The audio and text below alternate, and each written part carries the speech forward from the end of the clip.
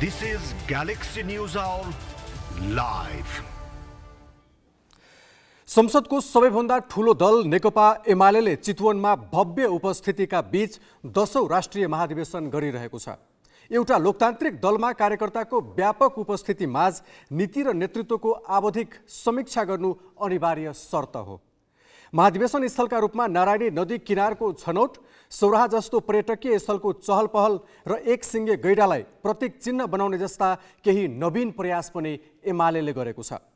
अर्थात् महाधिवेशनलाई विशुद्ध आन्तरिक राजनीतिक घटनाभन्दा केही फराकिलो आयाम दिन खोजेको देखिन्छ। यति हुँदाहुँदै पनि एमाले नेतृत्वमा दुई पटक उसले गरेको संसद विघटनमा कुनै पनि प्रयासित देखिएन। बरु विगतका ती असंवैधानिक कदमको औचित्य साबित गर्ने थलोको रूपमा आजको भव्य कार्यक्रमलाई उपयोग गर्न खोजेको देखियो। उल्टै उनको असंवैधानिक कदम उल्ट्याउने अदालत विरुद्ध विश्वमन गर्न एमाले अध्यक्ष केपी शर्मा ओलीले भ्याए। त्यस्तै पार्टी विभाजन र सङ्घदेखि सबै प्रदेशको सरकारबाट बढारिने अवस्था आउनुमा उनले कति पनि आत्मसमीक्षा गर्न चाहेको देखिएन।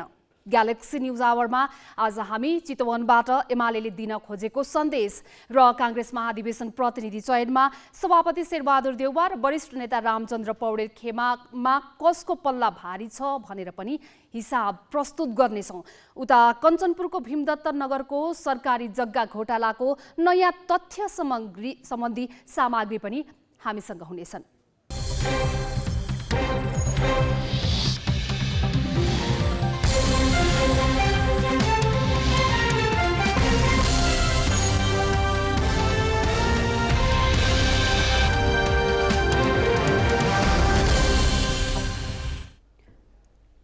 नमस्कार, यो हो ग्यालेक्सी न्यूज आवर। सही सूचना र प्रष्ट विश्लेषण सहित उपस्थित भएका छौं। अब हेडलाइन्स।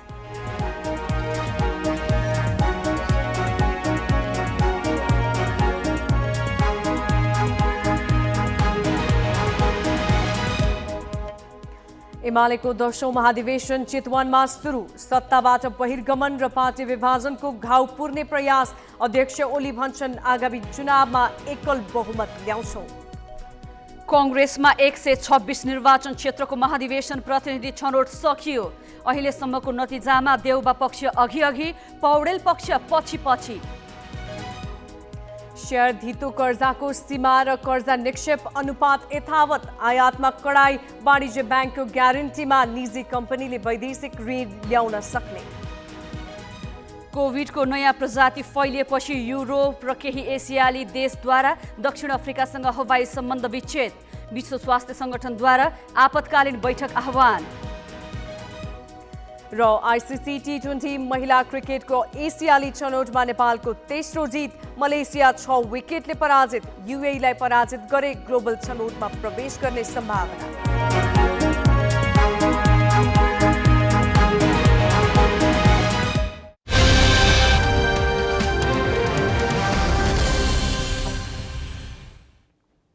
अब नेकपा एमालेको 10औं महाधिवेशन सम्बन्धी न्यूज।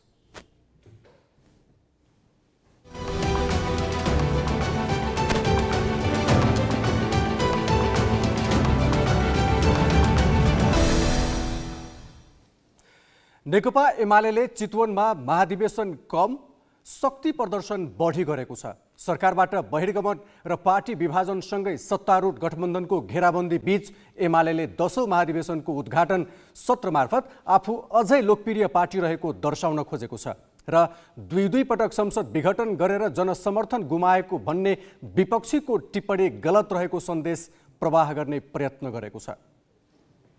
एमालेले नारायणी किनारको उपस्थिति जनसमर्थनको विद्यमान प्रमाण हुने बताउँदै आएको थियो र दोहोर्याए पनि।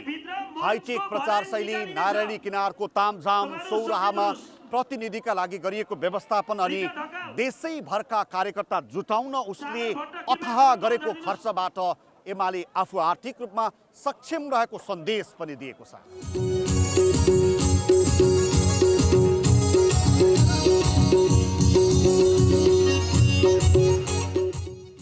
नारायणी नदी किनारमा दाबी गरे जस्तो 5 लाख कार्यकर्ता उतार्न नसके पनि एमालेले देशकै मध्य भूगोल चितवनबाट शक्ति प्रदर्शन चाहिँ पक्कै गरेको छ।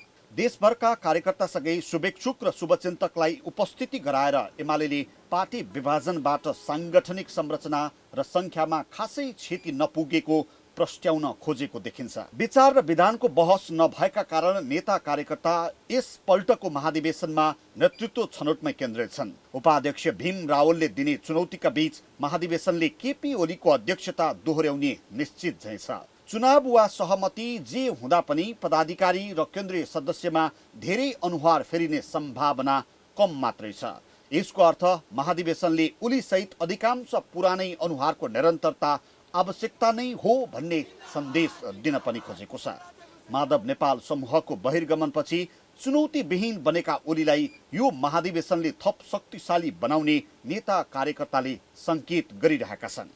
केपी ओली अब भावी प्रधानमन्त्री बहुमतको साथ आओस्, यो जनताले जिताउनु पर्यो, यही नै अपेक्षा लिएर चाहिँ हामी यसरी चाहिँ आएको छु। देशको चाहिँ केलाई विकास गर्ने, जनतापछि चाहिँ केलाई माया ममता गर्ने चाहिँ केलाई नेतृत्व आओस् भन्ने हाम्रो चाहना छ। अब त्यस्तो व्यक्तिमा चाहिँ अहिले अध्यक्षमा को आओस् भन्ने छ त यहाँहरूको ठ्याक्कै चाहना चाहिँ? ठ्याक्कै चाहिँ केपी बुवा आइदिए हुन्थ्यो भन्ने चाहना छ। बुवा नै भन्नुहुन्छ हजुर पनि? अब हामीभन्दा जेठो हुनुहुन्छ, त्यस कारण चाहिँ अब देशव्यापी बुवा भन्ने माने भएकोले बुवा चाहिँ भन्छौँ हामी। एमाले भन्ने पार्टी लौका, फर्सी, काँक्रो जस्तो बिरुवा होइन। यो यस्तो बिरुवा हो जो पहरामा उम्रिन्छ, कठिनाइसँग खेल्छ, सतीसाल जस्तो। काँक्रोलाई, लौकालाई, फर्सीलाई थाक्रो चाहिन्छ, अर्काको बलमा टिक्नुपर्छ, अर्काको सहारा बिना ऊ खडा हुन सक्दैन। तर नेकपा एमाले आफ्नै खुट्टामा, आफ्नै शक्तिमा, आफ्नै तागतमा नेपाली जनताको विश्वास लिएर अगाडि बढ्न चाहने पार्टी हो।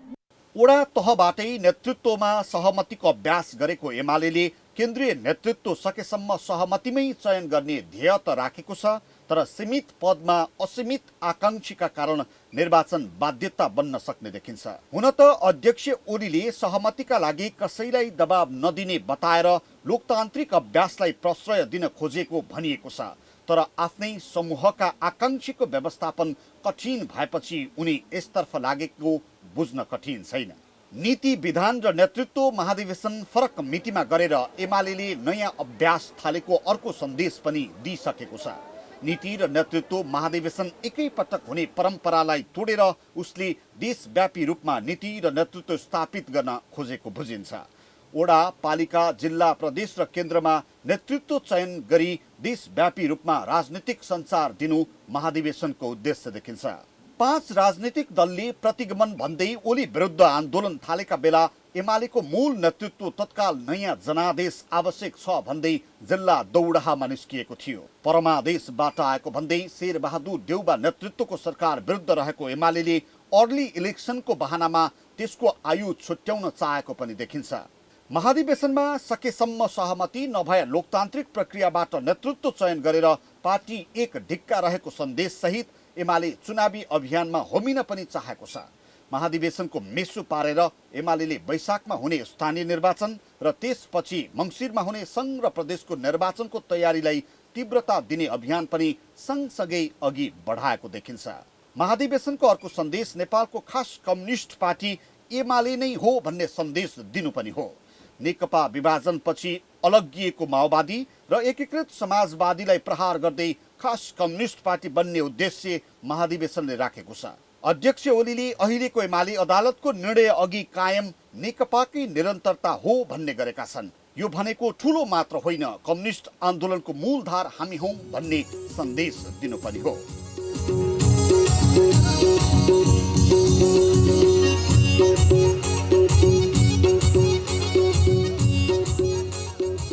महाधिवेशनसँगै एमाले आवश्यक पर्दा पार्टी पंक्ति र जनपरिचालन गर्न आफू सक्षम रहेको दाबी पक्कै दोहोर्याउनेछ। महाधिवेशनका लागि उसले वडादेखि केन्द्रसम्म भएका अधिवेशनमा नेता कार्यकर्ताको मात्र सहभागिता गराएन, आम नागरिकको ध्यान पनि खिच्यो। यो भनेको उसले आफ्नो राजनीतिक सन्देश तल्लो तहसम्मै पुर्याउन खोजेको भन्ने समेत हो, जसको केन्द्रीकृत स्वरूपमा देखिएको छ चितवन महाधिवेशन। प्रमोद नेउपाने, नारायणी किनार, चितवन। नेकपा एमाले 10औं महाधिवेशनको उद्घाटनमा सत्ता गठबन्धनमा रहेका र नरहेका दलका नेतालाई बोलाएको थियो। एमाले फुटेर बनेको नेकपा एकीकृत समाजवादीलाई भने निम्तो थिएन। एमाले जतिलाई निम्ता गरेको थियो ती दलका सबै जसो नेता चितवन पुगे। माओवादी केन्द्रका अध्यक्ष पुष्पकमल दाहाल भने गएनन्। उनले पार्टीका स्थायी कमिटी सदस्य लीलामणि पोखरेललाई पठाए। एमालेलाई शुभकामना दिन चितवन पुगेका कुन नेताले के भने त? प्रधानमन्त्री शेरबहादुर देउवा र एमाले अध्यक्ष केपी शर्मा ओली लामो समयपछि एउटै मञ्चमा देखा परे। असार 29मा ओली पदमुक्त भएपछि प्रधानमन्त्री देउवा भएका थिए। त्यसै त यी दुई नेता संसद बैठकमा बाहेक एउटै मञ्चमा देखा परेका थिएनन्। देउवा शुक्रबार एमालेलाई महाधिवेशनको सफलताको शुभकामना दिन चितवन पुगेका हुन्। उनले कङ्ग्रेस र एमाले बीच वैचारिक भिन्नता भए पनि जनताका सवाल र राष्ट्रियताका विषयमा सहकार्यको आवश्यकतामा जोड दिए। उनले ओलीतर्फ लक्षित गर्दै राजनीतिक असहमतिको समाधान संविधान प्रदत्त विधिबाट खोजिनुपर्ने बताए। नीतिगत विषयमा रहेका विमतिहरूलाई हामीले संविधान मार्फत निर्धारण गरेका विधि मार्फत टुङ्गो लगाउने, त्यसलाई हामीले सबैले स्वीकार गर्ने पद्धति बसाल्नु पर्दछ।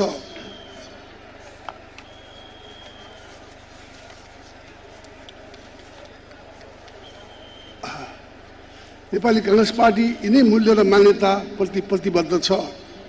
एमाले माओवादी केन्द्रका अध्यक्ष पुष्पकमल दाहाललाई पनि बोलाएको थियो, तर उनी कार्यव्यस्तता देखाएर गएनन्। उनको साटो लीलामणि पोखरेल गएका थिए। उनले कम्युनिस्ट पार्टी बीच एकताको आवश्यकतामा जोड दिए। कम्युनिस्ट पार्टीहरू बन्ने, विभाजित हुने, फेरि एकत्रित हुने, फेरि विभाजित हुने, ध्रुवीकृत हुने यो श्रृङ्खला चलिरह्यो। त्यसैले द्वन्द्व निरपेक्ष, एकता सापेक्ष भनिएको होला। जनता समाजवादी पार्टी पनि अहिले सरकारमै छ। जसपा अध्यक्ष उपेन्द्र यादवले जनआन्दोलन र मधेस विद्रोहका उपलब्धिलाई जीवन्त बनाउने समय खेर गइरहेको प्रति सबैले ध्यान दिनुपर्ने बताए। ऐतिहासिक जनआन्दोलनहरू, ऐतिहासिक मधेस जनविद्रोह लगायतका आन्दोलनहरूका उपलब्धिहरूलाई जालझेल, षड्यन्त्र, छलछामको अँध्यारोबाट निकालेर जनताले अनुभूत गर्ने गरी जीवन्त तुल्याउने समय खेर गइरहेको छ। लोकतान्त्रिक समाजवादी पार्टीका अध्यक्ष महन्त ठाकुरले प्रधानमन्त्री हुँदा आफ्नो पार्टीले उठाएको संविधान संशोधन लगायत मुद्दालाई सम्बोधन गर्न देखाएको तत्परताप्रति ओलीलाई धन्यवाद दिए। जो बाँकी काम छ, सम्माननीय प्रधानमन्त्रीलाई म यहीँबाट आग्रह गर्दैछु कि उहाँले पनि आश्वासनको साथसाथ सम्झौता गर्नुभएको थियो यस सम्बन्धमा, र फेरि एकचोटि प्रधानमन्त्री भन्ने अवसर पाउनु भएको छ। र त्यसैले उहाँले जो बाँकी काम छ अवश्य पुरा गर्नुहुन्छ र हाम्रा माथि लगाइएको मुद्दाहरू फिर्ता हुन्छ र जेलमा जुन राजबन्दीहरू बसेका छन् तिनीहरू चाहिँ मुक्त हुन्छ। अब त्यो भएन भने त्यो 20 लाख मानिसको मधेसमा जुन मानव साङ्लो थियो फेरि पनि सडकमा उतर्न सक्छ। रापरपा अध्यक्ष कमल थापाले नेत्रविक्रम चन्द्र सिके राउतको पार्टीलाई शान्तिपूर्ण राजनीतिमा ल्याए बापत तथा लिम्पियाधुरा, लिपुलेक र कालापानी सहितको भूभाग समेटेर नक्सा ल्याएकोमा एमाले अध्यक्ष ओलीलाई देशले सधैँ सम्झिरहने मात्रै बताएनन्, दृढ अडान भएको र राष्ट्रवादी नेता समेत भने। केपी ओली जस्तो एउटा दृढ अडान र राष्ट्रवादी सोच भएको नेताले नेतृत्व गरेको पार्टीले यो देशलाई सङ्कटबाट मुक्त तुल्याउनको निमित्त ऐतिहासिक योगदान पुर्याउन सक्नेछ। राष्ट्रिय जनमोर्चाका अध्यक्ष चित्रबहादुर केसी उद्घाटन समारोहमा केही ढिला पुगे। सवारी साधनको जामको कारण ढिला पुगेका केसीले संसद, सरकार र न्यायपालिकामा देखिएको अहिलेको अव्यवस्थाको जिम्मेवारी सबै दलले लिनुपर्छ भने। अहिले जसरी मुलुक जानुपर्ने त्यो गइरहेको छैन। संसद अस्तव्यस्त छ, कार्यकारिणी भित्र पनि राम्रो वातावरण छैन, न्यायपालिका भित्र पनि तपाईँ चाहिँ वातावरण छैन, राम्रो स्थिति छैन, निराशा छ। अब यो चाहिँ उही मैले भने जस्तो एउटाले पारिकालाई काली पारे, पालिकाले वारिकालाई काली पारे भने जस्तो राजनीतिक पार्टीहरूले एउटाले अर्कालाई दोष लगाइरहेका छौँ हामी। मञ्चमा अरू पार्टीका नेता थिएनन्। नेकपा एकीकृत समाजवादी पार्टीलाई एमाले बोलाएकै थिएन।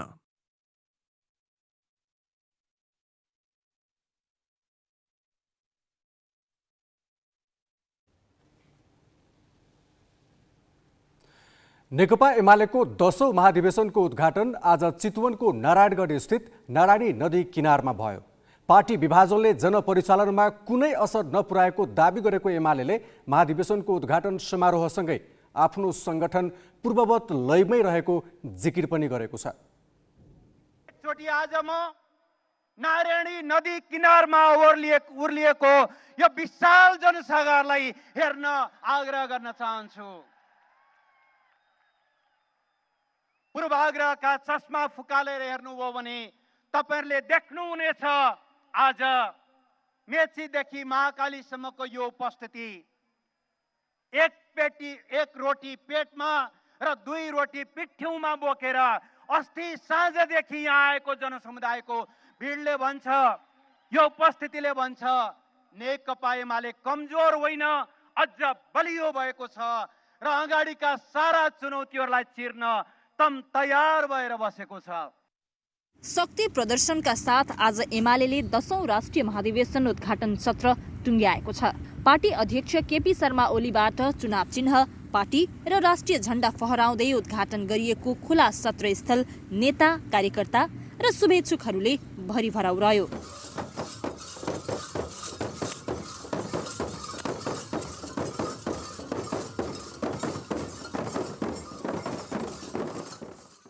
एमाले अधिवेशनमा शुभकामना दिन प्रधानमन्त्री तथा कांग्रेस सभापति शेरबहादुर देउबा, जनता समाजवादी पार्टीका अध्यक्ष उपेन्द्र यादव लगायतका नेता पनि पुगे। तर सत्ता साझेदार माओवादी केन्द्रका अध्यक्ष पुष्पकमल दाहाल निम्तो पाएर पनि उपस्थित भएनन्। राप्रपा अध्यक्ष कमल थापा, लोकतान्त्रिक समाजवादी पार्टीका अध्यक्ष महन्त ठाकुर, राष्ट्रिय जनमोर्चाका अध्यक्ष चित्रबहादुर केसी पनि उपस्थित भएरै शुभकामना दिए। भारतीय जनता पार्टीका नेताहरू सहित 25 जना विदेशी पाहुनाहरू उद्घाटन सत्रमा उपस्थित थिए। नेकपा एमालेको 10औं राष्ट्रिय महाधिवेशन चितवनमा सुरु भएको छ।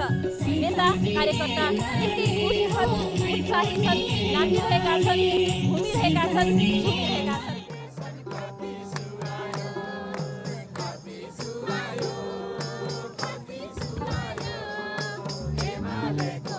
सामान्यतया कम्युनिस्ट पार्टीको महाधिवेशन सञ्चालन महासचिवले नै गर्ने परम्परा छ। एमालेको अभ्यास पनि त्यही थियो। तर यसपल्ट सचिव प्रदीप गेवालीले गरे। स्वागत मन्तव्यका लागि भने एमाले रामबहादुर थापालाई अघि सारेर फरक सन्देश प्रवाह गर्न खोज्यो। थापाले पोडियम पाउँदा महासचिव ईश्वर पोखरेललाई बोल्ने मौका नदिनुले एमाले भित्रको शक्ति सङ्घर्ष नयाँ सिरामा विकास हुँदै गरेको हो कि भन्ने आशंकालाई बल पुग्यो। त्यसो त एमाले विभाजनपछि मूल पार्टीमै बस्न मन्जुर गरेका 10 बुँदे पक्षधरले पनि उद्घाटन सत्रमा खासै महत्त्व पाएनन्।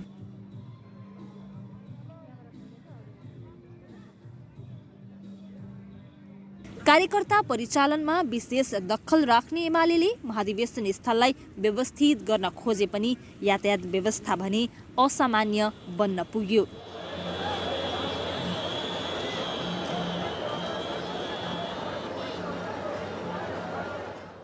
एमालेको महाधिवेशनकै कारण पूर्व पश्चिम राजमार्गको आवागमन बिहानैदेखि ठप्प प्राय थियो। कतिपय एमाले कार्यकर्ता नै महाधिवेशन स्थलसम्म पुग्न पाएनन्। पश्चिममा गैडाकोट र पूर्वमा टिकौलीको जंगलसम्मै ट्राफिक जाम देखिन्थ्यो। 50 लाख मञ्चमै खर्चिएको एमाले दुर्लभ एकसिङ्गे गैडाको प्रतीकलाई महाधिवेशनको विशेष आकर्षण बनायो। पार्टी अध्यक्ष ओली बोल्दा विमानले पुष्प वृष्टि गरेको थियो। महाधिवेशनको उद्घाटन सत्रमा ओली त्यति आक्रामक देखिएनन्। नारायणी नदीको दुवै किनार सहभागीले भरिएपछि हौसिएका ओलीले 12 महिनापछि सत्तामा फर्किने दाबी गर्न भने भ्याए। चुनावपछि मैले अलिकति गोपनीयता अलिकति थोरै खुस्काउनै पर्ने भयो। प्रधानमन्त्रीजीले सुने पनि केही छैन। गोपनीयता के खुस्काउनु पर्ने भयो भने आउँदो चुनावपछि एमालेको सरकार बन्छ र एमालेले बाँकी रहेका विकासका कामलाई अगाडि बढाएर समृद्ध नेपाल, सुखी नेपाली बनाउने अभिवारा पुरा गर्छ।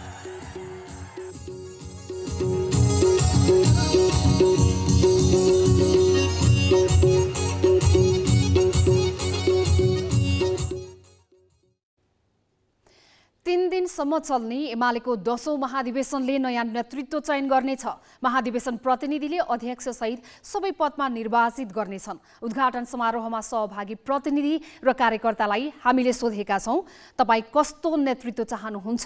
हेरौं उहाँहरूको जवाफ। बाटोमा बाटो अप्ठ्यारो छ, अहिले बाटो बन्दै छ।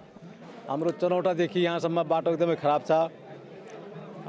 अप्ठ्यारो त अप्ठ्यारै पर्यो आउनमा, तर आफ्नो कामको लागि, आफ्नो केपी ओलीको लागि हामी आएछौँ, आफ्नो पार्टीको लागि आएछौँ। केही दुःख छैन हामीलाई। अब अहिलेसम्म त इतिहासै छ, जे जुन यो एमाले पार्टीले गरेछ कुनै पार्टी अहिलेसम्म गरे छैन। यो जम्मा 3.5 वर्षको अवधिमा एमाले सरकारले कति काम गर्यो, त्यो सराहनीय छ। एमाले के गरे छैन भन्नुहोस्। अब आफ्नो गाउँ आफै बनायो, विद्यालय भत्ता दियो, अरू एमाले बाँकी के राखेर भन्नु त। यहाँ अहिले जसले छुटपट गरेर के गरे पनि के भन्यो अहिले भन्नु न। आफूले चाहेको मान्छे भयो भने त्यसमा खुसी। नेपाल राष्ट्रका जनतालाई आफ्नै देशमा कमाउन्, रमाउन्, आत्मनिर्भर बनाउन् भन्ने हकमा छु म। अडेल प्रधानमन्त्री हामीलाई तकडा प्रधानमन्त्री चाहिन्छ। नेकपा एमालेको केन्द्रीय कमिटीको अन्तिम बैठक अहिले सौराहामा बसिरहेको छ। बैठकका एजेन्डा र भोलि बिहान सुरु हुने बन्द सत्रको तयारी कस्तो छ? यति बेला थप जानकारी लिन्छौँ। थप जानकारी दिन हाम्रो प्रत्यक्ष सम्पर्कमा छन् अक्षर काका। अक्षर काका, अहिले यति बेला 8 बजे केन्द्रीय कमिटी बैठक बस्दै गर्दाखेरि त्यहाँको माहौलबारे पहिला जानकारी गराइदिनुहोस्। स्मृतिजी, अहिले नेकपा एमालेको 9 राष्ट्रिय महाधिवेशनमा निर्वाचित केन्द्रीय कमिटीको अन्तिम बैठक चितवनको सौराहा स्थित जङ्गल क्राउनमा बसिराखेको छ। मैले केही बेर अगाडि मात्रै प्रचार विभाग प्रमुख योगेश भट्टराईसँग कुराकानी गरेको थिएँ। उहाँले यो बैठकमा आउने क्रम जारी रहेको र बैठक भर्खरै सुरु भएको भनेर हामीलाई जानकारी गराउनु भएको थियो। उहाँको जानकारी अनुसार बैठकमा विशेषतः अब भोलिको बन्द सत्र कसरी सञ्चालन गर्ने, बन्द सत्रको कार्यसूची के हुने भनेर यो बैठकले तय गर्नेछ। त्यसै गरी स्थायी समितिले यस अगाडि नै निर्णय गरिसकेको अध्यक्षीय मण्डल पनि आजको बस्ने यो अन्तिम केन्द्रीय कमिटीको बैठकले त्यसलाई अनुमोदन गर्नेछ र बन्द सत्रको कार्यसूची तय गरेर त्यो बैठक सकिनेछ र यो बैठक अन्तिम बैठक हो। र नेकपा एमाले 10औं राष्ट्रिय महाधिवेशनको उद्घाटन सत्र सकिसकेको छ। भोलि बिहान 8 बजेबाट बन्द सत्रको कार्यक्रम सुरु हुनेछ। बन्द सत्रमा केही समय त्यहाँ नीतिगत विषयहरूमा सामान्य छलफल हुनेछ र विषय प्रवेश मात्रै त्यहाँ हुनेछ र केही अनुमोदन गर्नुपर्ने विषयहरू त्यहाँ टेबल गरिनेछन् र मध्याह 11 बजे पछाडि त्यहाँ मनोनयनको प्रक्रिया आरम्भ हुनेछ। मनोनयन उम्मेदवारी दिने, उम्मेदवारी हाल्ने कुरा चाहिँ 11 बजेबाट सुरु हुनेछ र त्यो 6:30 बजेसम्म त्यो क्रमले निरन्तरता पाउनेछ। र एमालेको महाधिवेशन मूलतः नेतृत्व चयनतर्फ केन्द्रित भएको छ। स्मृतिजी, अब अहिले 10औं महाधिवेशनको आजको उद्घाटन सत्रको भौतिक व्यवस्थापनलाई नै म पहिला उठाउन चाहन्छु। उद्घाटन सत्रमा जुन किसिमले अलिकति भिडभाड पनि बढी भयो, त्यसमाथि सवारी आवागमन पुरै रूपमा ठप्प पार्यो एमालेले भन्ने जस्ता गुनासाहरू आए। भोलिको लागि त्यसो हुन नदिनको लागि सौराहामा चाहिँ त्यसको व्यवस्थापन कस्तो गरेको छ? स्मृतिजी, अब यो उद्घाटन सत्रमा 5 लाखभन्दा बढी नागरिक उतार्ने जुन लक्ष्य एमाले लिएको थियो, त्यस कारणले अब एकैचोटि धेरै मान्छेहरू आमसभा स्थलमा आउँदाखेरि आवागमन अवरुद्ध हुने कुरा थियो। तर ट्राफिक व्यवस्थापन जुन ढङ्गले अलि अगाडि सावधानी अपनाउनु पर्ने थियो, त्यो अब प्रशासनले पनि र एमाले पनि त्यो पाटोमा चुकेकै हो। र अब भोलिदेखि बन्द सत्र अब राजमार्गबाट झन्डै 3-4 किलोमिटर तल हुने हुँदाखेरि त्यसले अब भोलिको बन्द सत्रले आवागमनमा चाहिँ खासै असर पुर्याउँदैन। किनभने आमसभा स्थलमा सहभागी भएका नागरिकहरू सबै अब फर्कने क्रम पनि सुरु भइसकेको हामी देख्न सक्छौँ। हुन्छ, धन्यवाद जानकारीको लागि। ग्यालेक्सी संवाददाता अक्षर काका यतिखेर हामीसँग सौराहाबाट जोडिनु भएको थियो। सौराहामा यतिखेर केन्द्रीय कमिटी बैठक जारी छ भने भोलि बिहान एमालेको बन्द सत्र सुरु हुनेछ। महाधिवेशन विगत कार्यकालको समीक्षा र आगामी कार्यकालका लागि उत्कृष्ट नीति र नेतृत्व चयन गर्ने अवसर हो। विगतका कमजोरीको समीक्षा गरी आगामी दिनको बाटो तय गर्ने माध्यम हो।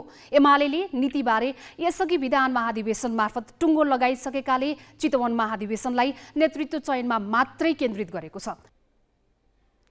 अब केही न्यूज संक्षेपमा। नेपाल प्रहरीको केन्द्रीय अनुसन्धान ब्युरो CIB ले पूर्व सांसद इच्छाराज तामाङ विरुद्ध संगठित अपराध र ठगी अभियोगमा मुद्दा चलाउन राय दिएको छ। सिभिल ग्रुपका अध्यक्ष तामाङलाई 8 वर्ष कैद, 5 अर्ब 59 करोड रुपैयाँ बिगो र त्यही बराबर जरिवाना गर्न माग पनि CIB ले गरेको छ। अनुसन्धान पूरा गरी शुक्रबार सरकारी वकिलको कार्यालयमा प्रतिवेदन बुझाएको CIB प्रवक्ता SP श्यामकुमार महतोले जानकारी दिए। करिब 2 महिना लामो अनुसन्धानपछि प्रहरीले तामाङसहित 12 जना विरुद्ध मुद्दा चलाउन राय दिएको हो। CIB ले गत असोज 18 गते तामाङलाई पक्राउ गरेको थियो। सिभिल सहकारीका अध्यक्ष एवं तामाङका आफन्त केशवलाल श्रेष्ठसहित 10 जना प्रहरीकै नियन्त्रणमा छन्। प्रहरी प्रतिवेदन अध्ययनपछि सरकारी वकिलको कार्यालयले अदालतमा मुद्दा चलाउने नचलाउने निर्णय गर्नेछ।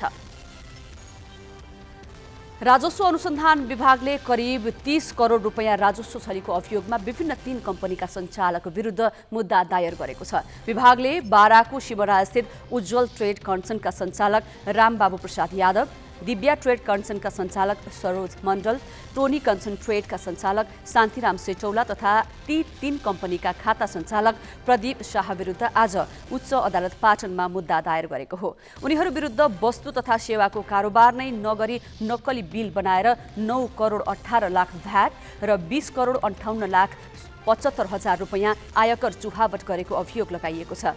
विभागले उक्त राजस्व रकम असुल गरी राजस्व चुहावट ऐन बमोजिम हदैसम्मको जरिमाना तथा कैद सजाय माग गरेको छ।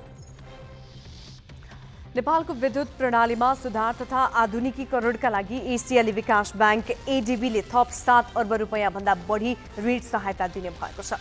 सरकार र ADB बीच आज ऋण 6 करोड अमेरिकी डलर सहायता सम्बन्धी सम्झौता भएको छ।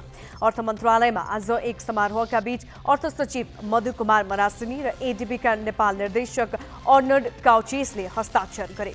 यो ऋण सहयोगबाट नेपालगञ्जदेखि कोहलपुरसम्म 132 केभी क्षमताको तथा काठमाडौँ उपत्यकाको विद्युत प्रणालीमा महत्त्वपूर्ण मानिएको चोभारदेखि लगनखेलसम्मको प्रसारण लाइन निर्माण गरिनेछ। केन्द्रीय तथ्याङ्क विभागले नेपालको जनसङ्ख्या 2 करोड 80 लाखदेखि 3 करोडको बीचमा रहने प्रक्षेपण गरेको छ। विभागले जनगणना सकिएको भोलिपल्ट आज पत्रकार सम्मेलन गरी 68 लाख परिवारको गणना गरिएको जानकारी दिएको छ। प्रजनन दर घटेका कारण जनसङ्ख्या 3 करोडमाथि नपुग्ने विभागको प्रक्षेपण छ। उसका अनुसार प्रदेश 2 कर्णाली र सुदूरपश्चिम बाहेकका प्रदेशमा प्रजनन दर 2% भन्दा कम छ। बागमतीमा 1.4% मात्र छ। विभागका महानिर्देशक निबिन लाल श्रेष्ठले जनगणनाको प्रारम्भिक नतिजा 3 महिनामा सार्वजनिक गर्ने जानकारी दिए। विभागले 40,000 गणक खटाएर कार्तिक 25 देखि मङ्सिर 9 सम्म जनगणना गरेको थियो। कञ्चनपुर स्थित शुक्लाफाटा राष्ट्रिय निकुञ्ज क्षेत्रको 15 बिघा जमिन विभिन्न व्यक्तिले कब्जा गरेका छन्। शुक्लाफाटा नगरपालिका राजपुर खजुवा टोलमा निकुञ्जको 15 बिघा जमिन 13 वर्षदेखि अतिक्रमणमा परेको छ। निकुञ्जले 2078 साल भदौमा अतिक्रमित जमिन खाली गर्न आदेश दिँदै 12 जना व्यक्तिको नाममा सूचना जारी गरे पनि अहिलेसम्म खाली गरिएको छैन। निकुञ्जले चाँडै कदम चाल्ने बताएको छ। राजनीतिक शक्ति र ठूला नेतासँगको पहुँचका आधारमा जमिन अतिक्रमण गरिएको हो। राजनीतिक दलसँगै समन्वयमा अतिक्रमित जमिन फिर्ता ल्याउन सकिने निकुञ्जको आशा छ।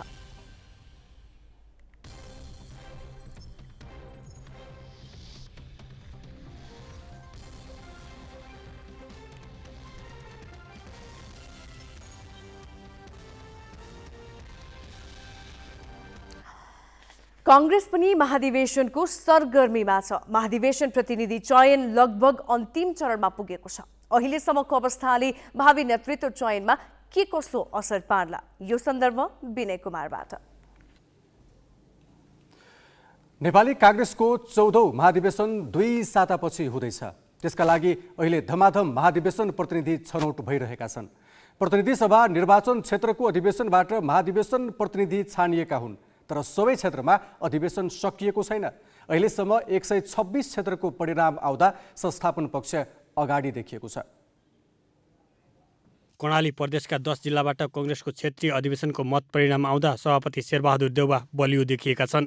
यो प्रदेशमा देउवा पक्षका 181 जना महाधिवेशन प्रतिनिधि चुनिँदा वरिष्ठ नेता रामचन्द्र पौडेल पक्षका 95 जना मात्र निर्वाचित भए। सुर्खेतमा पौडेल पक्षका 1 जनाले पनि जितेनन्। जित्ने 50 जना नै देउवा पक्षका हुन्। सुर्खेत पार्टी महामन्त्री पूर्णबहादुर खड्काको गृह जिल्ला हो। खड्का पार्टीमा देउवाका विश्वासपात्र मानिन्छन्। हुम्ला र डोल्पाबाट निर्वाचित महाधिवेशन प्रतिनिधि पनि सबै देउवा पक्षका हुन्। सल्यानमा देउवा र पौडेल पक्षका 11 जना चुनिँदा शेखर कोइराला निकट 4 जनाले जिते। दैलेखमा नेता कृष्ण सिटौला निकट 1 जना महाधिवेशन प्रतिनिधि बनेका छन्। सुदूरपश्चिममा पनि देउवा पक्ष नै बलियो देखिएको छ। देउवाको गृह जिल्ला डडेलधुराबाट पौडेल पक्षका 1 जना पनि प्रतिनिधि जित्न सकेनन्। निर्वाचित 25 जना सबै देउवा पक्षका हुन्। बैतडी र बाजुरामा बाहेक सुदूरपश्चिमका अरू जिल्लामा देउवा बलियो देखिएका छन्। यो प्रदेशमा 7 जिल्लाको परिणाम आउँदा देउवा पक्षका 269 महाधिवेशन प्रतिनिधि चुनिएका छन्। पौडेल पक्ष भने 64 जना मात्र हुन्। लुम्बिनी प्रदेशमा देउवा र पौडेल पक्षबीच टक्कर देखिएको छ। 7 जिल्लाको परिणाम अनुसार देउवा पक्षका 174 र पौडेल पक्षका 158 जना प्रतिनिधि बनेका छन्। यो प्रदेश अन्तर्गत रोल्पामा देउवा पक्षका 1 जनाले पनि जितेनन्।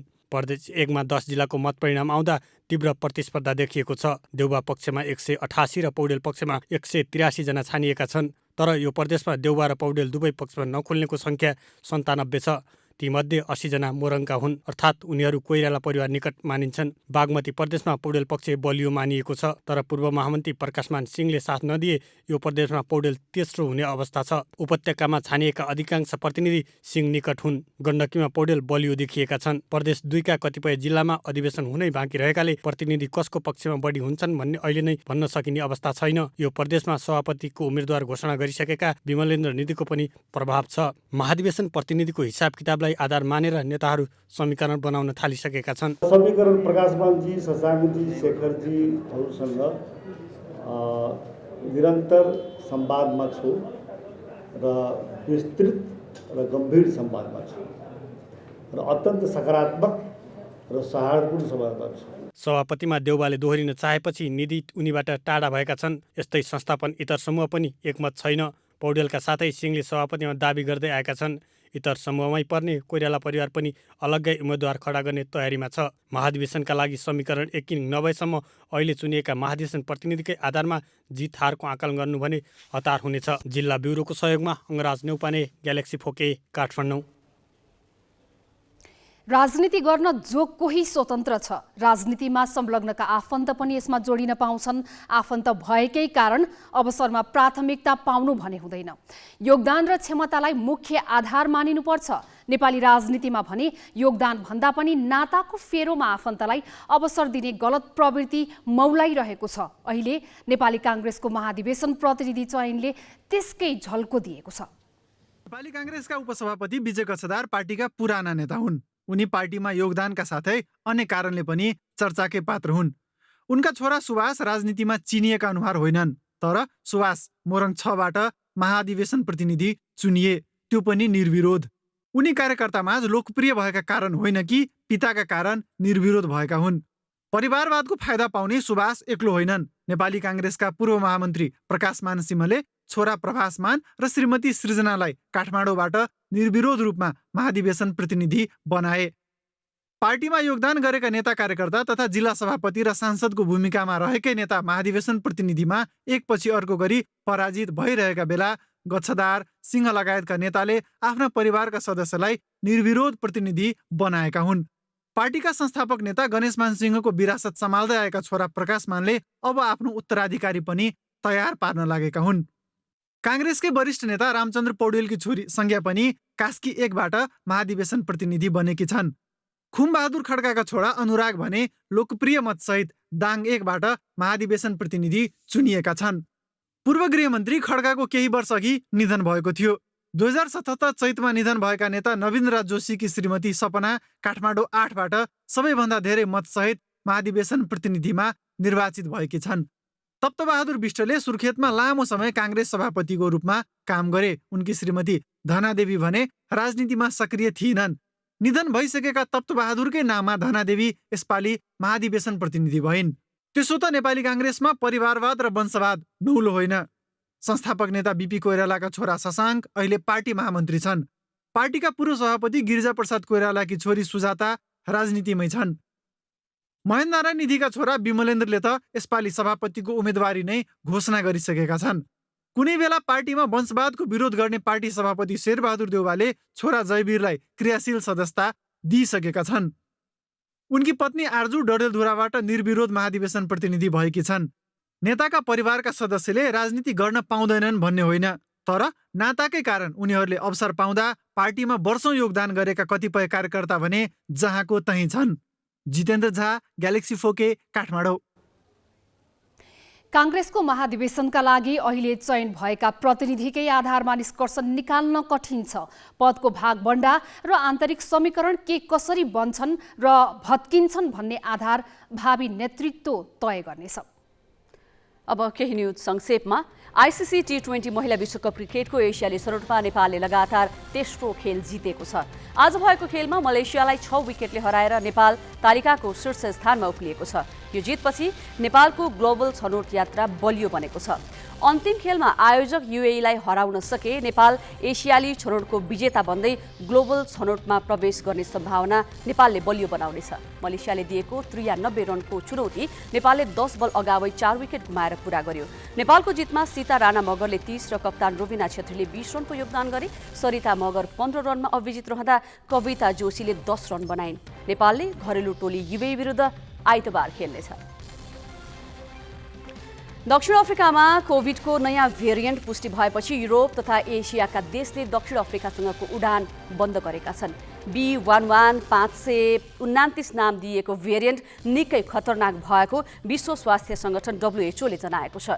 युरोपियन युनियनले युरोपभर अफ्रिकाबाट हुने उडानमा प्रतिबन्धको प्रस्ताव अघि बढाएको छ।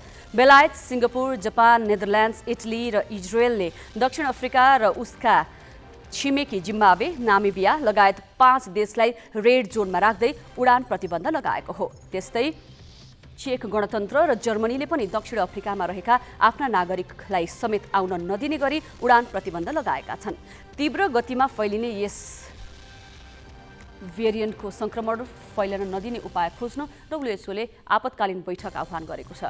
दक्षिण अफ्रिकाबाट यात्रा गरेका हङकङ र इजरायलका नागरिकमा पनि यो भेरिएन्ट देखिएको छ। मेक्सिको र टर्कीमा महिला हिंसा विरुद्ध भएका प्रदर्शनमा प्रहरीले हस्तक्षेप गरेको छ। टर्कीको राजधानी इस्तानबुलमा हजारौंको संख्यामा रहेका महिला प्रदर्शनकारीमाथि प्रहरीले अश्रु ग्यास र धुवाँ बम प्रहार गरेको छ। यस्तै मेक्सिकोको राजधानी मेक्सिको सिटीमा पनि प्रदर्शनकारी र सुरक्षाकर्मी बीच झडप भएको छ। प्रदर्शनकारीले महिला विरुद्ध हुने हिंसा अन्त्य गर्न सरकार विरोधी नारा लगाएका थिए। प्रदर्शनकारीले कोही महिला कम छैनन्, महिला हिंसा अन्त्य गर लगायतका प्लेकार्ड बोकेका थिए। मेक्सिकोमा महिला हिंसाका कारण हरेक दिन 10 जनाको मृत्यु हुने तथ्याङ्क छ। यस्तै स्पेनको बार्सिलोना, फ्रान्सको पेरिस र बेलायतमा पनि महिला हिंसाको विरोधमा प्रदर्शन भइरहेको छ। रुसको साइबेरिया स्थित एक कोइला खानीमा भएको आगलागीमा 52 श्रमिकको मृत्यु भएको छ। केमरोप क्षेत्रमा रहेको कोइला खानीमा 300 भन्दा बढी श्रमिकले काम गरिरहेको समयमा आगलागी भएको स्थानीय सञ्चार माध्यमलाई उद्धृत गर्दै बीबीसीले जनाएको छ। आगलागीमा परेका 239 जनालाई उद्धार गरिएको छ। तीमध्ये 49 जना श्रमिक घाइते भएको उद्धारकर्ताले जनाएका छन्। कोइला खानीमा मिथेन ग्यास विस्फोट भएर आगलागी भएको अधिकारीहरूले बताएका छन्। प्रधान न्यायाधीश शोलेन्द्र शमशेर राणाको बहिर्गमनलाई मुख्य शर्त बनाएको नेपाल बार एसोसिएसनले अदालती बेथितिमा राणाको भूमिकाबारे सत्तारूढ कांग्रेसका सभापति एवं प्रधानमन्त्री शेरबहादुर देउवालाई भेटेरै ध्यानकर्षण गराएको छ। बारले प्रधानमन्त्रीसँग के भन्यो त? यो प्रसङ्ग स्मृति मल्लबाट। नेपाल बार एसोसिएसनले अदालतभित्रका विकृतिबारे सरकारलाई पनि जानकारी गराएको छ। बार पदाधिकारीले शुक्रबार प्रधानमन्त्री शेरबहादुर देउवालाई बालुवाटार स्थित उनकै निवासमा पुगेर ध्यानकर्षण गराएका हुन्। उनीहरूले प्रधान न्यायाधीश चोलेन्द्र शमशेर राणाले शक्ति पृथकीकरण र न्यायिक स्वतन्त्रताका सीमा नाघेर गरेका क्रियाकलापबारे अन्तर्राष्ट्रिय समुदायले नै हेरिरहेकाले बेथितिका संरक्षकलाई जोगाउनतिर नलाग्न देउवालाई भनेका छन्। अदालतका विकृति विसङ्गति रोक्न सबैभन्दा पहिले प्रधान न्यायाधीश चोलेन्द्र शमशेर राणाले राजीनामा दिनुपर्ने माग कानुन व्यवसायीले राख्दै आएका छन्। राणा राजीनामा दिन तयार नभएकाले संसदबाट महाभियोग लगाउनुपर्ने भन्दै उनीहरूले राजनीतिक दल तथा सिङ्गो संसदको ध्यानाकर्षण गराइसकेका छन्। शुक्रबार प्रधानमन्त्री शेरबहादुर देउवालाई भेटी प्रधान न्यायाधीश राणा आफै व्यथितिका संरक्षक भएकाले आवश्यक कदम चाल्न आग्रह गरेका हुन्। वकिलहरूकोबाट पनि विश्वास गुमाइसकेको छ। उहाँहरू कोही पनि अब उहाँको बेन्चमा गएर बहस गर्नलाई तयार छैनन् र अरू न्यायाधीशहरू पनि उहाँसँगै बसेर न्याय सम्पादन गर्न तयार छैनन् र उहाँले गर्ने न्याय सम्पादनप्रति कुनै किसिमको विश्वसनीयता र वैधता नहुने हुनाले उहाँलाई अब फर्काएर ल्याउँछु, उहाँलाई काम जिम्मेवारी दिन्छु, उहाँबाट जिम्मेवारी सम्पन्न हुन्छ भन्ने कुराको कुनै पनि विश्वास गर्ने आधार समाप्त भइसकेको हुनाले उहाँलाई अहिले जहाँ हुनुहुन्छ घरमा त्यहीँबाट उहाँलाई चाहिँ बहिर्गमनको बाटोतिर चाहिँ उहाँलाई चाहिँ जानलाई चाहिँ अनुरोध गर्नुहोस् भनेर हामीले रिक्वेस्ट गरौँ। नेपाल बार र सर्वोच्च अदालत बारका पदाधिकारी तथा वरिष्ठ कानुनविदसम्मले प्रधानमन्त्री सामु न्यायालय सुधार गर्न राणा बाधक बनेको बताएका थिए। अब राणालाई सर्वोच्चमा राख्ने कुनै पनि विकल्प नभएको र उनको बहिर्गमनपछि न्यायालयमा सुधारका थप कार्यक्रम तय हुने बार टोलीको भनाइ थियो। यति मात्र होइन, अदालतभित्रका घटनाक्रमले अन्तर्राष्ट्रिय समुदायको पनि ध्यानाकर्षण भइसकेकाले अब राजनीतिक नेतृत्वले विकृत न्यायिक नेतृत्वलाई थप संरक्षण दिए सिङ्गो मुलुकै साख गिर्न सक्ने तर्फ पनि बार टोलीले सचेत गराएको थियो। देउवाले भने गठबन्धनमा छलफल गर्ने जवाफ दिए।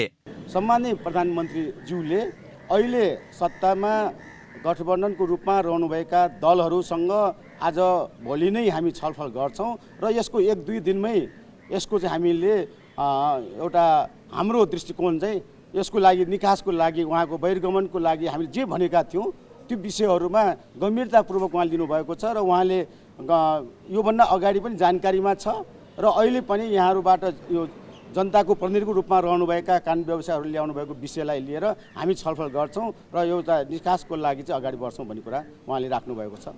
यसअघि दलहरूलाई ध्यानाकर्षण मात्र गराएका कानुन व्यवसायीले प्रधानमन्त्रीसँग भने आधिकारिक धारणा नै मागे। सत्तारूढ दलले चाँडै जवाफ नदिए फेरि घचघच्याउने बारका पदाधिकारी बताउँछन्। अदालत सुधार गर्न भन्दै बार र बेन्च 1 महिनाभन्दा लामो समयदेखि आन्दोलित हुँदा पनि मौन बसेका दललाई मुख खोल्न कानुन व्यवसायीले बाध्य पार्ने बताएका छन्। दलहरूले भने आधिकारिक धारणा सार्वजनिक गर्न आनाकानी गरिरहेका छन्। क्यामेरामा सबिन महर्जनका साथ बासु खड्का, ग्यालेक्सी फोके, काठमाडौँ। ब्याङ्करदेखि शेयर लगानीकर्तासम्मले राष्ट्र ब्याङ्कलाई केही समय यता दबाब दिँदै आएका थिए। त्यसको मुख्य कारण थियो मौद्रिक नीतिको त्रैमासिक समीक्षामा आफ्नो स्वार्थ अनुसारको व्यवस्था गर्नु। उनीहरूले दबाब मात्र दिएनन्, अर्थमन्त्री मार्फत लबिङ समेत गरेका थिए। तर दबाब र लबिङ खेर गएको छ। राष्ट्र ब्याङ्कले आज मौद्रिक नीतिको समीक्षा गर्दा ब्याङ्करदेखि शेयर लगानीकर्ताको चासोलाई स्थान नै दिएन। केन्द्रीय बैङ्कले मौद्रिक नीतिको पहिलो त्रैमासिक समीक्षामा शेयर धितो कर्जाको सीमालाई यथावत राख्यो। ठूला लगानीकर्ताले शेयर धितोमा 4 र 12 करोडको सीमा बढाउन दबाब दिँदै आएका थिए। त्यसका लागि उनीहरूले अर्थमन्त्री जनार्दन शर्मा मार्फत लबिङ समेत गरेका थिए। तर शेयर बजारमा जथाभावी ऋण प्रवाह हुने निष्कर्षमा राष्ट्र बैङ्कले सीमा बढाउन मानेन। यस्तै बैंकरहरूको माग पनि राष्ट्र बैङ्कले अस्वीकार गर्यो। बैंकरहरूले कर्जा निक्षेप अनुपात 95% पुर्याउन दबाब दिँदै आएका थिए। अहिले लगानी योग्य रकम अभाव हुनुमा कर्जा निक्षेप अनुपात 90% हुनुपर्ने मौद्रिक नीतिको व्यवस्थालाई उनीहरूले मुख्य कारण देखाएका थिए। तर राष्ट्र बैङ्कले त्यो अनुपातलाई यथावत राखी कार्यान्वयनको कार्ययोजना समेत माग्यो। बैंकहरूले अब कार्ययोजना सञ्चालक समितिबाट स्वीकृत गराएर पेश गर्नुपर्नेछ। वैदेशिक मुद्राको सञ्चितिमा असर परेपछि आयातमा कडाई गरिएको छ। यसअघि आयातका लागि प्रतिपत्र खोल्दा वस्तु अनुसार 5 र 10% नगद मार्जिन राख्नुपर्ने व्यवस्था थियो। अब प्रतिपत्र खोल्न तोकिएको वस्तुको आयातमा कुल मूल्य बराबरको रकम नै मार्जिन राख्नुपर्नेछ। विदेशी मुद्राको सञ्चिति र लगानी योग्य रकम अभावलाई केन्द्रमा राखेर राष्ट्र बैङ्कले मौद्रिक नीतिको समीक्षा गरेको हो। हामीले लेखेका छौँ मार्जिन एलसी खोल्दा प्रयोग गर्ने मार्जिनको व्यवस्था गरिनेछ भनेका छौँ। अनि त्यसपछि 3-4 कुरा हामीले अहिले गरेका छौँ। चाँदी आयातमा चाहिँ नै टीटीको लिमिटसम्म मात्र आयात गर्न सकिने भनेको छ। टीटीको लिमिट भनेको $35,000 हो अहिलेको पर इन्भोइस। कर्जा निक्षेप अनुपातको सीमा यथावत राखिएको निजी क्षेत्रलाई मन परेको छैन। यस्तै आयात निरुत्साहितका लागि प्रतिपत्र खोल्दा अनिवार्य नगद मार्जिन राख्नुपर्ने व्यवस्थाले आपूर्ति श्रृङ्खला नै बिग्रने निजी क्षेत्रको टिप्पणी छ। अलिकति यो आयातलाई डिस्करेज गर्ने जस्तो मौद्रिक नीतिमा देखियो अहिलेको यसमा। तर चाहिँ अलिअलि चाहिँ हुन त अब हामीको जुन किसिमको एउटा व्यापार घाटा छ आयातमा, पक्कै पनि हामी उत्पादनशील बन्नुपर्छ। स्वदेशमा एउटा रोजगारी वृद्धि गरेर आत्मनिर्भर बन्नुपर्छ। तर यसको लागि चाहिँ एउटा होमवर्क हामी गृह कार्य चाहिँ जुन हामीले चाहिँ नीति नियम ल्याउने चाहिँ राम्रोसँग चाहिँ अध्ययन गरेर त्यसको समाजमा चाहिँ एउटा पोजिटिभ भाइब आउने गरी चाहिँ जानुपर्छ। समीक्षा मार्फत व्यावसायिक कृषि, उत्पादनमूलक उद्योग, पूर्वाधार निर्माण र पर्यटनसँग सम्बन्धित कम्पनीले वाणिज्य बैङ्कको ग्यारेन्टीमा विदेशबाट ऋण ल्याउन सक्ने व्यवस्था गरिएको छ। यस्तै गैर आवासीय नेपाली वा उनीहरू संलग्न विदेशी संस्थाबाट विदेशी मुद्रामा निक्षेप ल्याउन सरलीकरण गरिने नीति पनि लिइएको छ। विदेशी मुद्रा निक्षेपको रूपमा ल्याउन गरिएको व्यवस्थाप्रति भने निजी क्षेत्र सकारात्मक देखिएको छ। क्यामेरामा विष्णु थापाका साथ पवन तिमिल सिन्हा र चिरञ्जीवी भट्टराई, ग्यालेक्सी फोके, काठमाडौँ। तत्कालीन महेन्द्रनगर नगर विकास समितिको जग्गा घोटाला प्रकरणका थप रहस्य बाहिरिँदैछन्। अनियमित तवरले सरकारी जग्गा व्यक्तिका नाममा गर्ने गिरोहलाई सघाउने तत्कालीन मालपोत अधिकृत नै अहिले अख्तियार दुरुपयोग अनुसन्धान आयोगमा छन्। तर अख्तियारले नै अनुसन्धानका लागि बोलाउँदा भने ती अधिकृत अहिलेसम्म बयानमा गएका छैनन्। तत्कालीन महेन्द्रनगर विकास समितिको जग्गा घोटाला प्रकरणमा मालपोत कार्यालयका कर्मचारी समेत मुछिएका छन्। नगर विकासको 638 बिघा जग्गामध्ये 572 बिघा विभिन्न व्यक्ति र संस्थालाई वितरण गर्ने मध्ये एक प्रमुख मालपोत अधिकृत त अहिले अख्तियार दुरुपयोग अनुसन्धान आयोगमै कार्यरत छन्। 2071 जेठदेखि साउन र 23 वर्षको माघदेखि 2072 चैत्रसम्म गरी करिब 1.5 वर्ष भूमि सुधार तथा मालपोत कार्यालय कञ्चनपुरमा प्रमुख मालपोत अधिकृतका रूपमा काम गरेका कृष्ण कुमार निरौला अहिले अख्तियारको सम्पर्क कार्यालय नेपालगञ्जका प्रमुख छन्। अनियमित तवरले जग्गा धनी पूर्जा जारी गरेको भनिएको मध्ये 17 जनाका नाममा निरौलाले जग्गा धनी पूर्जा जारी गरेको कागजातमा देखिएको छ। रोचक त यो छ कि अख्तियारकै कार्यालय सम्हालेर बसेका उनलाई नगर विकास जग्गा घोटाला काण्डको अनुसन्धान गरिरहेको टोलीले 2 पटक म्याद जारी गरिसक्दा समेत बयानमा उपस्थित भएका छैनन्। त्यस्तै तत्कालीन मालपोत अधिकृत विनस सिंह थापा 2062 भदौदेखि 2068 जेठ 25 सम्म र 2068 फागुनदेखि 2071 वैशाखसम्म गरी 9 वर्ष यही कार्यालयमा बसेको देखिन्छ। 49 जनाका नाममा जग्गा धनी पूर्जा जारी गरेका उनी अहिले इलाका प्रशासन कार्यालय टिकापुर कैलालीमा सहायक प्रमुख जिल्ला अधिकारी छन्। 2071 साउनदेखि माघसम्म करिब 6 महिना भूमि सुधार तथा मालपोत कार्यालय कञ्चनपुरको प्रमुख भएका दलजित भट्टका पालामा समेत अनियमित तरिकाबाट 2 जनाका नाममा जग्गा धनी पूर्जा जारी गरिएको छ। अर्का मालपोत अधिकृत शङ्कर बहादुर विष्ट 2068 जेठदेखि फागुनसम्म करिब 9 महिना कार्यरत यस कार्यालयमा बस्दा 6 जनालाई जग्गा धनी पूर्जा दिएका छन्। उनी अहिले डोटीका प्रमुख जिल्ला अधिकारी छन्। नगर विकासका पदाधिकारी र कर्मचारीका टिप्पणी तथा तोक आदेशलाई मात्रै आधार मानी उनीहरूले गिरोहसँगको मिलेमतोमा नगर विकास ऐन विपरीत जग्गा धनी पूर्जा जारी गरेको अहिलेसम्मको अनुसन्धानले देखाएको छ। अहिलेसम्म 74 भन्दा बढीले जग्गा धनी पूर्जा प्राप्त गरेको पत्ता लागेको छ भने अझै कतिले पाए भनेर थप खोजबिन भइरहेको छ। निरौला बाहेक अन्य अधिकृतले समेत अख्तियार सामु बयान दिइसकेका छन्।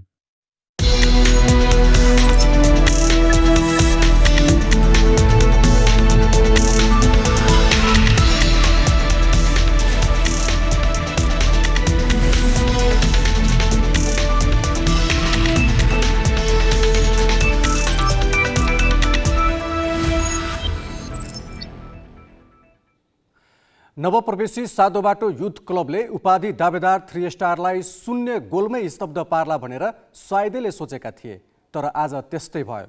शहीद स्मारक ए डिभिजन लिग फुटबलको दोस्रो चरणको पहिलो दिन उपाधि दावेदार 3 स्टारलाई 1-0 ले पराजित गर्दै सादो बाटोले तालिकामा 3 अङ्क सहित खाता खोलेको छ। सादो बाटो युथ क्लब शहीद स्मारक ए डिभिजन लिगमा नवप्रवेशी क्लब हो। लिग सुरु हुनुभन्दा एक दिन अगाडि प्रशिक्षक मेघराज केसीले भनेका थिए, नवप्रवेशी भए पनि दबिएर खेल खेल्दैनौँ। 2-3 खेलपछि अन्य टिमलाई हामी प्रतिको दृष्टिकोण परिवर्तन गर्न बाध्य पार्नेछौँ। उनले भने जस्तै शुक्रबार दशरथ रङ्गशालामा भएको खेलमा 7-2 बाटोले स्टार खेलाडीले भरिएको 3 स्टारमाथि जित हात पार्यो। उपाधि दावेदार 3 स्टारलाई 1-0ले स्तब्ध बनाउँदै 7-2 बाटोले ए डिभिजन लिगमा पहिलो जित दर्ज गर्यो। खेलको 29औं मिनेटमा सुदीप गुरुङले 7-2 बाटोका लागि गोल गरे। अझै मार्टिनको पासमा बक्स बाहिर अनमार्क रहेका सुदीपले उत्कृष्ट गोल गर्दै 7-2 बाटोलाई 1-0 को अग्रता दिलाए। उनी 7-2 बाटोका लागि ए डिभिजन लिगमा गोल गर्ने पहिलो खेलाडी पनि बने। 1-0ले पछि परेको 3 स्टारका रित कुमार खड्काले 37औं मिनेटमा करिब 25 यार्डबाट फ्रेममा हानेको सशक्त प्रहार गोलरक्षक अभिषेक बरालले क्लियर गरेपछि 3 स्टार बराबरी गोल फर्काउनबाट चुक्यो। दोस्रो हाफमा पनि 3 स्टार लयमा फर्कन सकेन। 7-2 बाटोले खेल अवधिभर निरन्तर दबाव कायमै राख्यो। 63औं मिनेटमा निरज चौधरीको प्रहार 3 स्टारका गोलरक्षक प्रिसोले बचाए। 72औं मिनेटमा अझै मार्टिन र 74औं मिनेटमा निरज चौधरीको प्रहारमा गोलरक्षक प्रिसो बाधक बन्दा 7-2 बाटोले थप गोल गर्न सकेन। छिमेकी हस्ती क्लबलाई हराएपछि 7-2 बाटोका प्रशिक्षक मेघराज केसीले यसलाई सुरुवाती सफलता मात्र भएको बताए। नयाँ टिमले 3 स्टार जस्तो टिमसँग पनि एकदम मेहनत गरेर निकै नै राम्रो खेलेको हो। अब यो म्याराथन हो, तपाईँको के अरे 1-2 किलोमिटरमै म हिसाब गर्नेवाला छैन हैन। अब यो 40 किलोमिटर कटेपछि चाहिँ अनि त्यसपछि चाहिँ कहाँ छौँ हामी, अनि त्यति बेला पनि अहिले त म्याराथन भर्खर त सुरु भएको छ, अहिले त्यो टेबलतिर हेर्ने बेला भएको छ जस्तो लाग्दैन मलाई। फ्रन्टलाइनमा कमजोर देखेको 3 स्टार पहिलो खेलमा च्यासलमाथि 3-0ले विजयी हुँदै च्याम्पियन शैलीमा लिगको सुरुवात गर्यो। तर दोस्रो खेलमा नवप्रवेशी क्लब 7-2 बाटोले पराजित गर्दै 3 स्टारको उपाधि होडमा झट्का दियो। विवेचक टिम अब यङ टिम हो, मैले हिजो पनि भनिहालेँ, राम्रो खेल्यो होइन, धेरै राम्रो फुटबल खेल्यो, हामीले भन्दा राम्रो खेल्यो, त्यही भएर उनीहरूले जित्यो होइन। तर 7-2 बाटोको गेम चाहिँ आज धेरै राम्रो थियो। अब आजको हारले हामीलाई अब धेरै टाइटल रेसमा धेरै गाह्रो हुन्छ जस्तो लाग्छ मलाई। यसरी 7-2 बाटोले शानदार जित निकाल्दा 2 खेलबाट 4 अङ्क बनाएको छ। 2 खेल खेलेको 3 स्टारसँग 3 अङ्क रहेको छ। यस्तै शुक्रबार नै भएको अर्को खेलमा उत्कृष्ट कमब्याक गर्दै सङ्कटाले फ्रेन्ड्स क्लबलाई 2-1ले पराजित गरेको छ।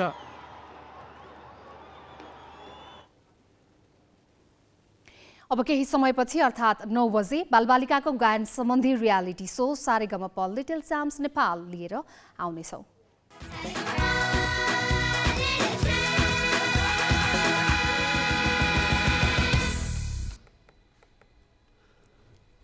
हामी ग्यालेक्सी न्युज आवरको अन्तिममा छौँ। जाँदा जाँदै हेडलाइन्स।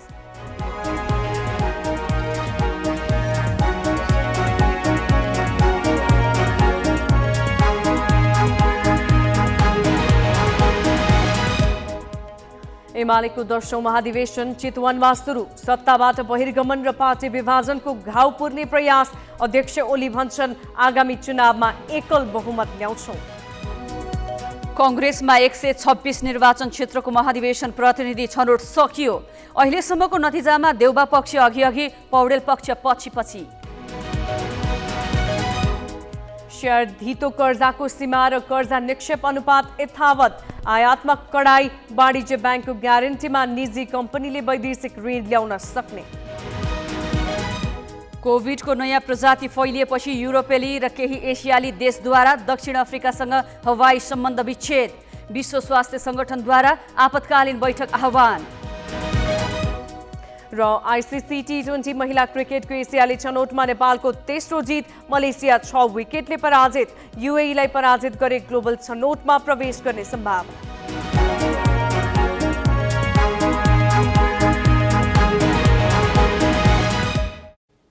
आजलाई ग्यालेक्सी न्युज आवर सकियो। यसपछि बालबालिकाको गायन सम्बन्धी reality show Sa Re Ga Ma Pa little champs Nepal हेर्न सक्नुहुन्छ। नमस्ते।